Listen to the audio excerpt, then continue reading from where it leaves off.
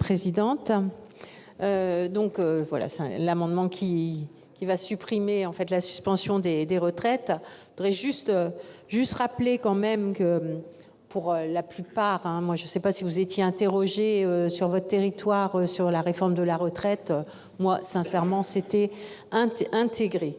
Donc le Parti socialiste a agité un chiffon rouge, donc la réforme des retraites contre une censure du gouvernement, s'il vous plaît Madame Rossignol. Et tout ça pour un trimestre, pour les générations 64-65 ans. Pour un coût quand même, quand on ajoute les carrières longues qui ont été ajoutées à l'Assemblée nationale, pour un coût de 400 millions pour 2026, 1,5 milliard en 2027. Mais on a beaucoup d'argent, donc il n'y a pas de souci. Les recettes, oui, on les a trouvées. Bien entendu, Monsieur Caner. Et je vais vous le dire, sur le dos des retraités. Parce que de toute façon, on n'a pas le choix. On n'a pas le choix pour la retraite en répartition. Le choix, c'est simple. C'est le report d'âge, la baisse des pensions, la hausse des cotisations. Vous choisissez.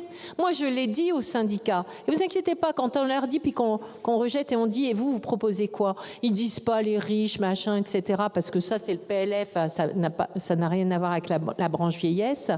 Bien entendu, ils en sont conscients. Donc voilà la raison pour laquelle on supprime, parce que d'abord, comme je l'ai dit, je le rappelle, de la poudre de perlimpinpin pour une annonce, voilà, pour sauver le gouvernement. Et j'en suis pas très convaincue en plus.